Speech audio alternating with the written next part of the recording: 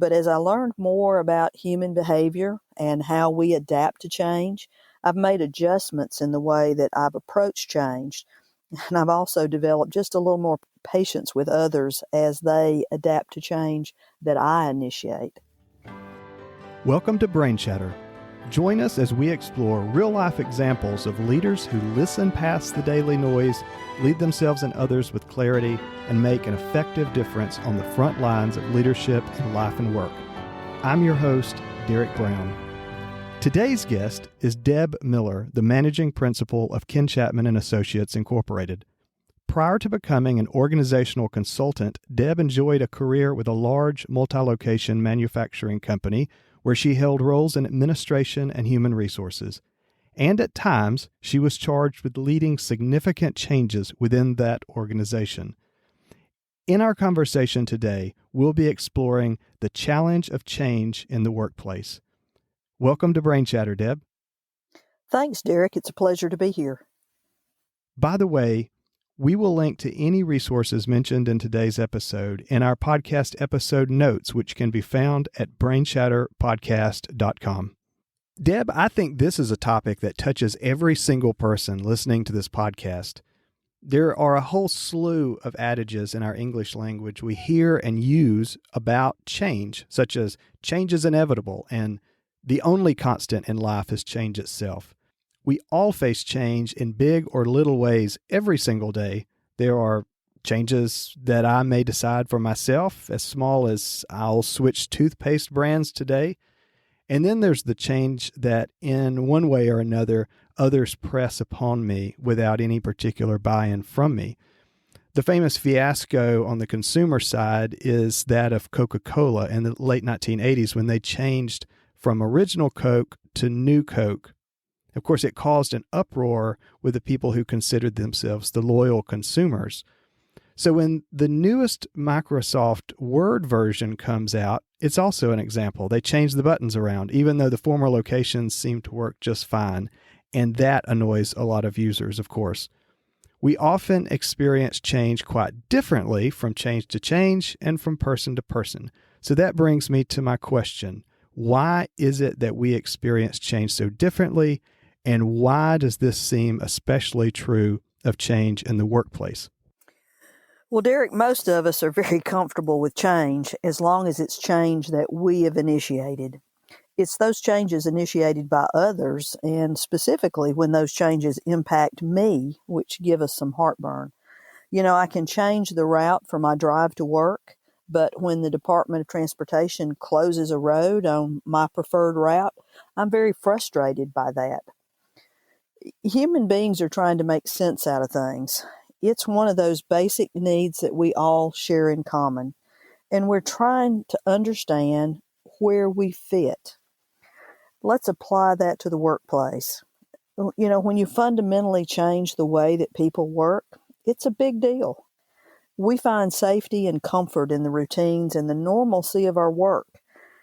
Now, I certainly realize that not all workplaces or all jobs are characterized by routine, and it's a fact that some people seek and even thrive in environments where there's a lot of flexibility and spontaneity each day. However, even in those free-flowing environments, there are things that you can depend on, things like the relationship that you have with your manager and your team members, the confidence you have in your own skill set, and in your ability to get the work done.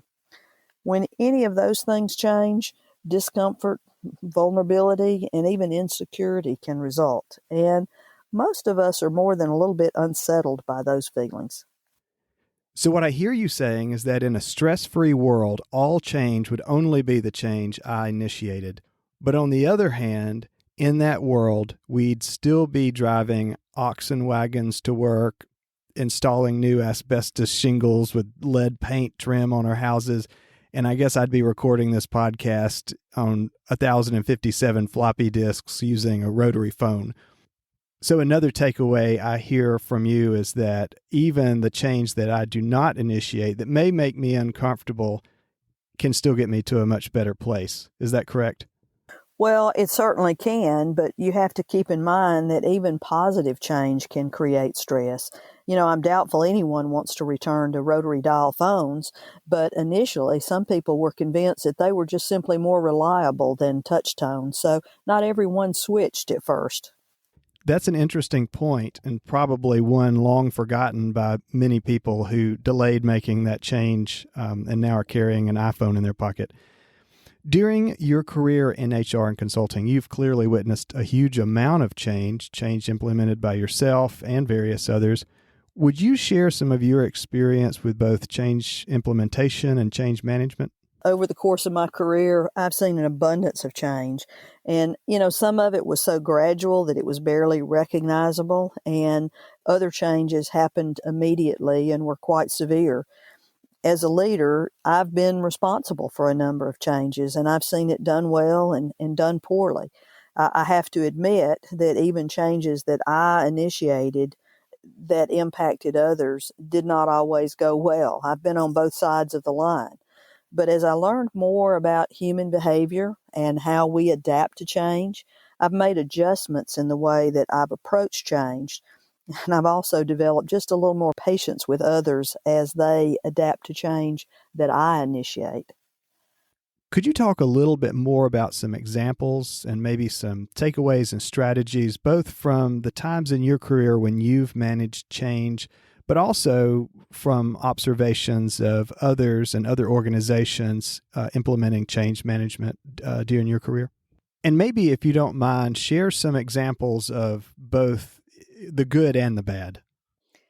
I've definitely seen both cases. A number of years ago, my former company embarked on a comprehensive reorganization of the administrative staff.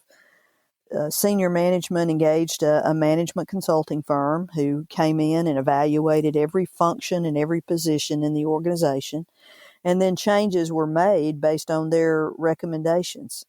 However, the reasons for those changes were never appropriately communicated. And furthermore, management rejected some of the consultants' recommendations and either added to or changed others. The result was just a hybrid of chaos. Many of the changes were simply nonsensical. We lost months of productivity while everyone tried to understand and navigate those changes. Plus, we lost some talent as a result. Some positions were eliminated, but other team members were so frustrated they simply left. In the end, a great harm was done to the organization. I still don't understand why an organization will pay for expert advice and then fail to take the recommendations. It's a little bit like going to a physician when you're ill and then refusing to take the prescribed medication. But that's what happened in this case. That does sound like quite an interesting, very unfortunate, and quite costly example for the reasons that you indicated. And unfortunately, I think we can all think of examples where a change was implemented without our buy-in and the communication was really awful to the point that people didn't understand why the change was being done in the first place. And as you indicated, people just want to make sense out of things. That's kind of a basic starting point. You would think with any kind of changes, here is why we're doing it. Here's the purpose. Here's where we want to get as a result, because as we know, so often change is not comfortable. And if you're going to have to endure the discomfort, you want it to be for a good reason. You also listed out all those costs: the lost talent, the degraded morale, the lost productivity, the lower competitiveness. So how about an example on the flip side where you've seen change management done especially well, and what did they do to make it go especially well?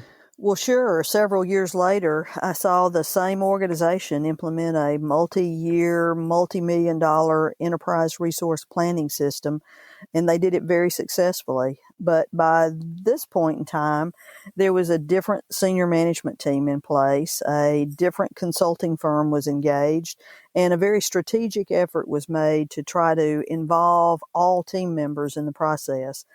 The results were entirely different. The project was completed on time and within budget. But more importantly, sales orders were entered, product was shipped, financial reporting was executed without any interruption to the business. Based on the advice of our consulting partners, we had developed a comprehensive change management plan for every phase of the implementation. I can't say we did everything right, but we had a plan and we took into account the human element.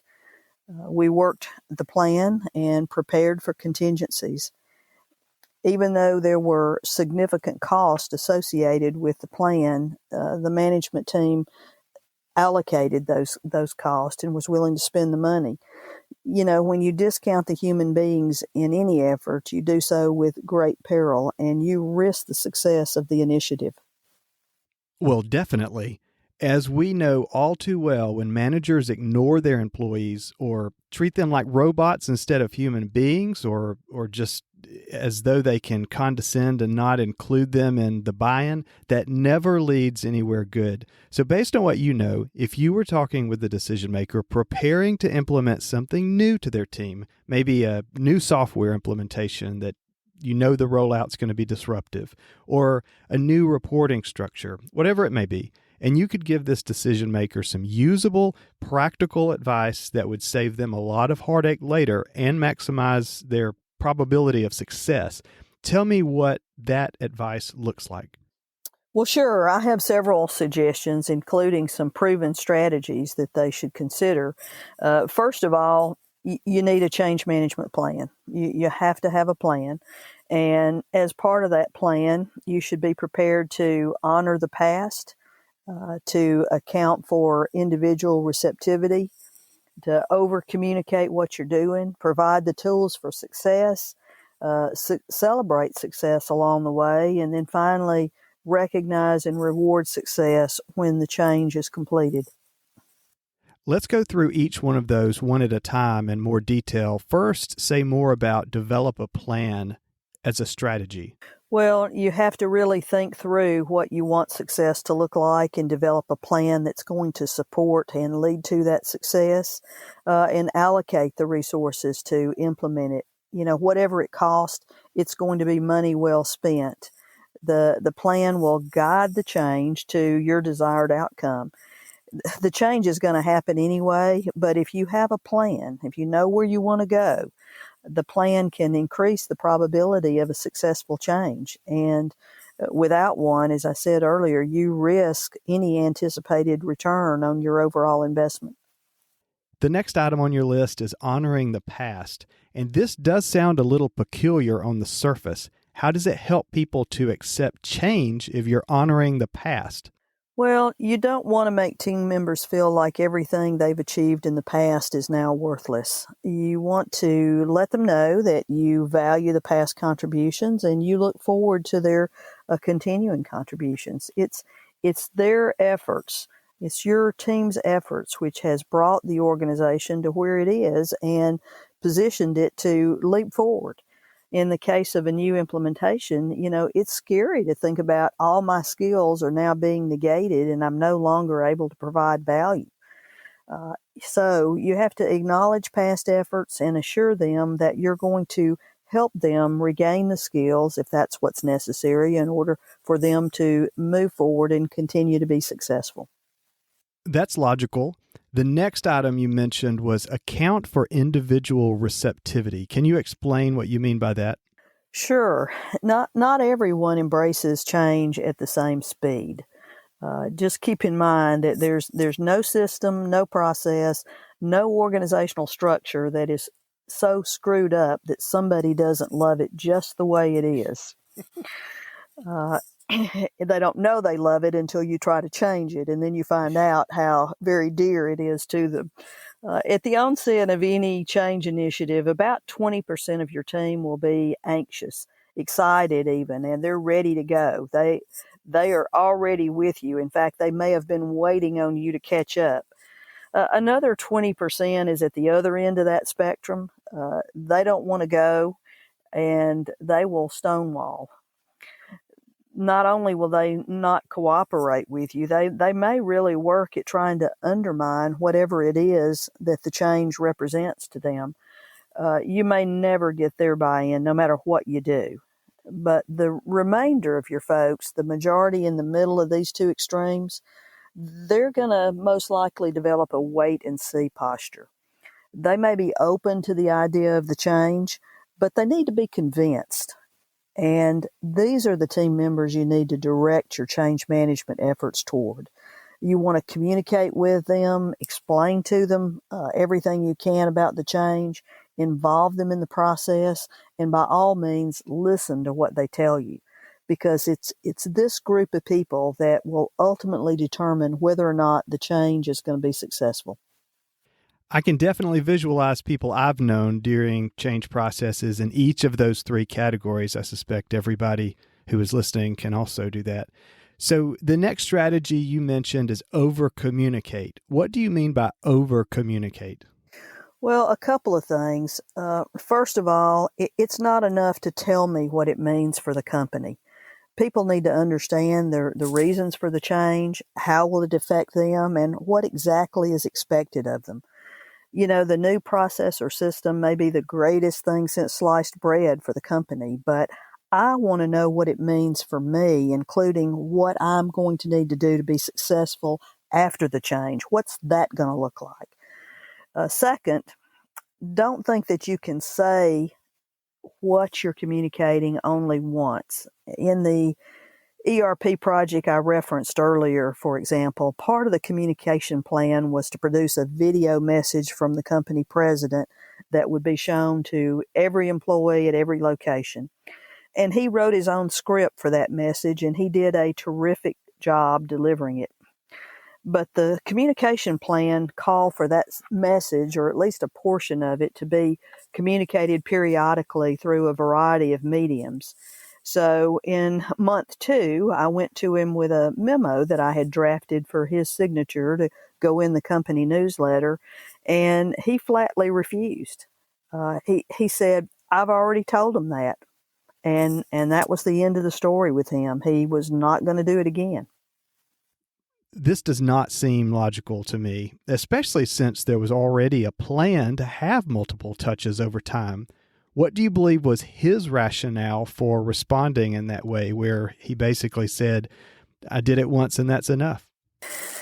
You know, I think he fell into the trap that a lot of senior leaders fall into, and they think because they're the president or the CEO and that they've said something once, it should be enough.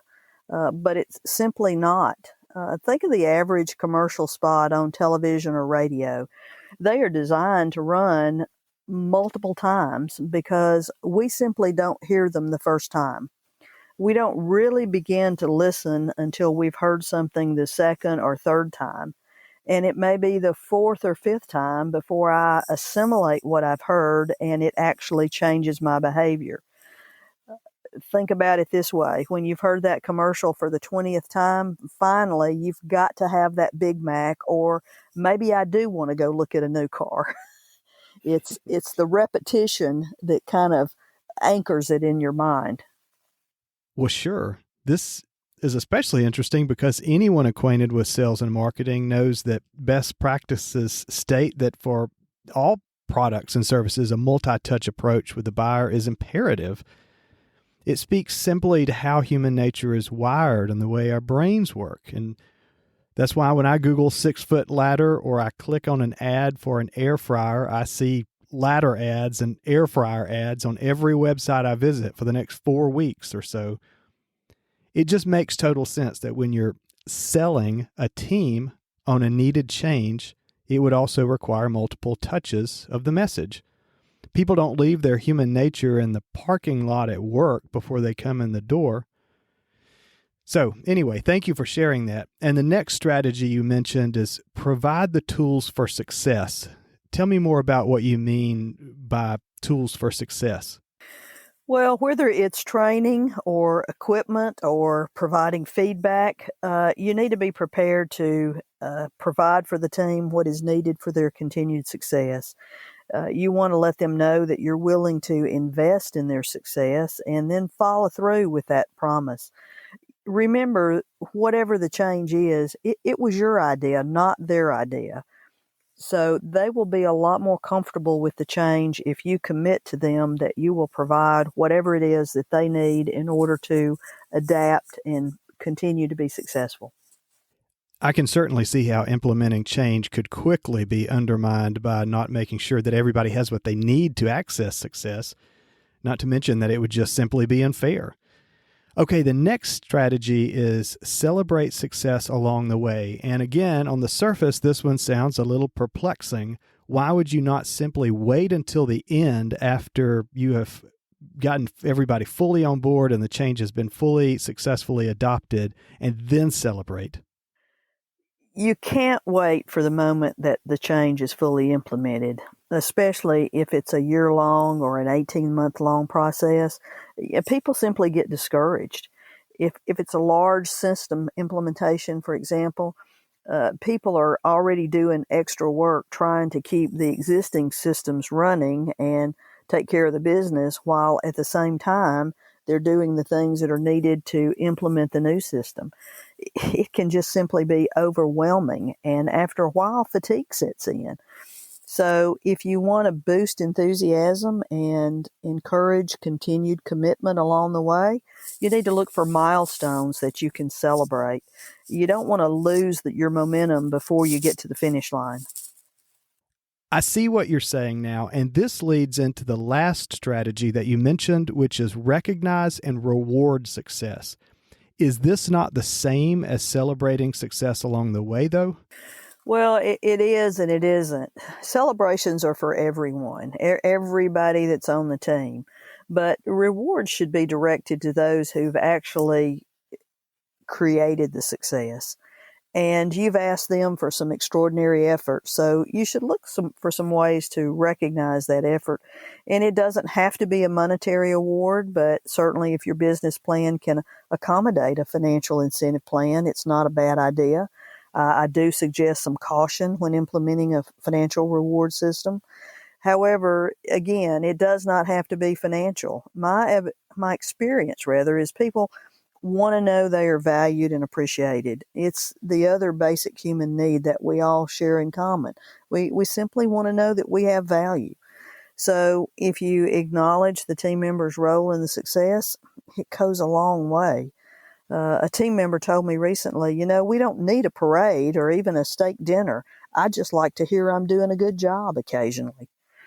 Sad, isn't it?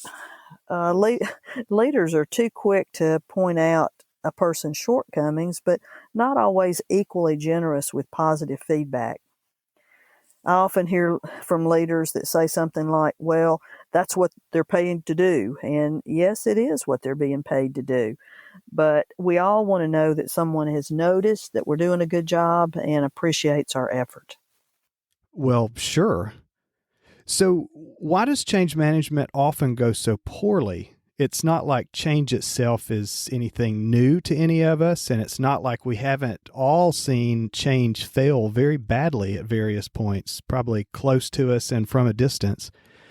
So, why don't more people follow some sort of logical protocol like you just outlined instead of just plowing into it and crashing? It's baffling, I know.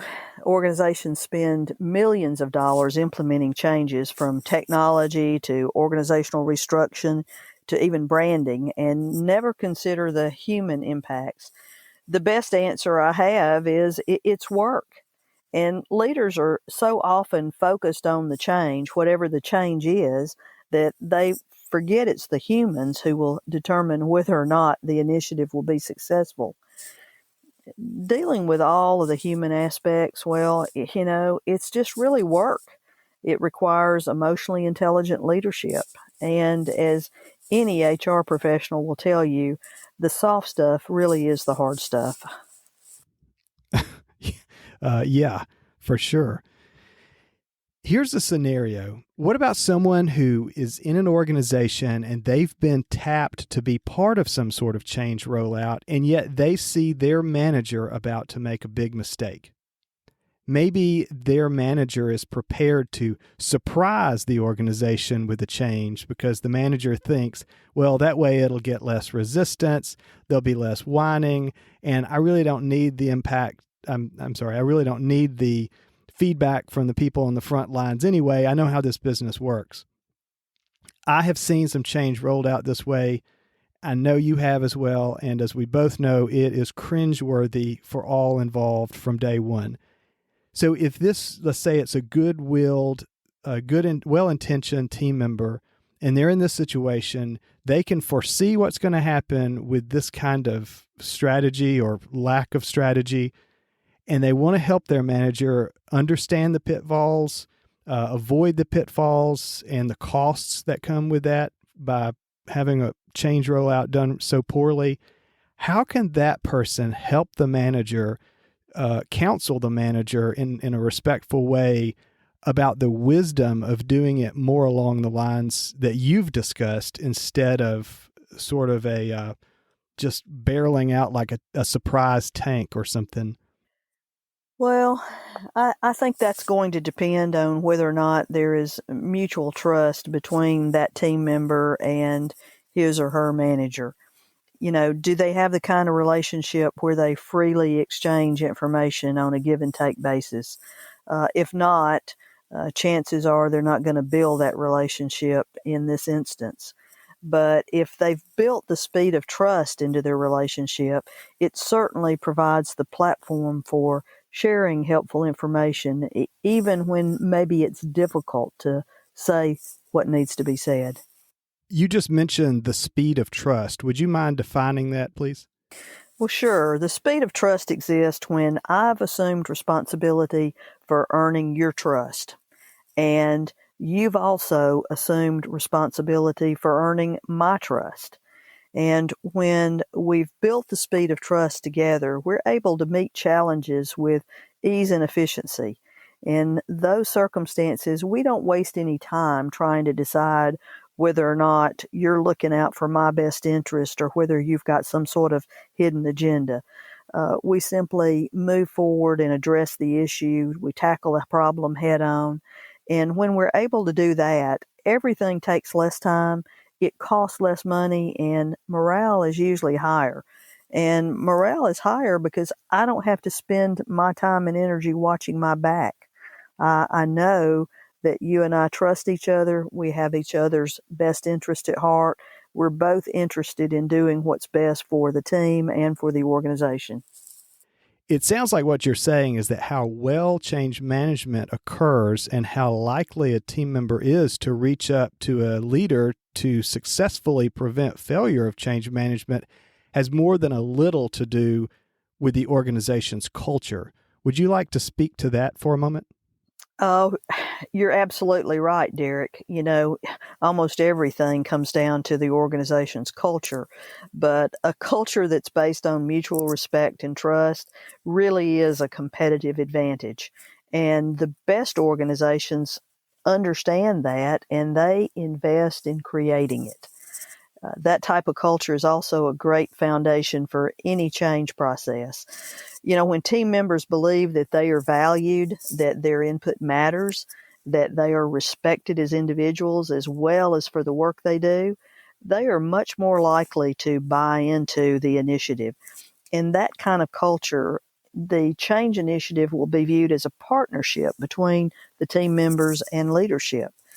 And ideally, the change is not seen as something that's being imposed on me. It's something we're doing together for the good of the team and for the sustainability of the business. Deb, you've shared a lot of great and practical information. So now, what have I forgotten to ask you? What else can you leave us with? Well, we've covered the basics. Change is inevitable in all aspects of life and work, just as we said at the beginning of the conversation. Much of it is beyond our immediate control. However, we can always control our response to it. The best leaders build the kind of relationships with their team that makes it easy for team members to choose a response that is in their own best interest and in the best interest of the organization. Thank you so much for your time on the podcast, Deb. For the convenience of those listening, we're going to post a link to your bio and to your LinkedIn account where they can connect with you if they like. And we'll also post information on any other resources mentioned during today's podcast at brainchatterpodcast.com.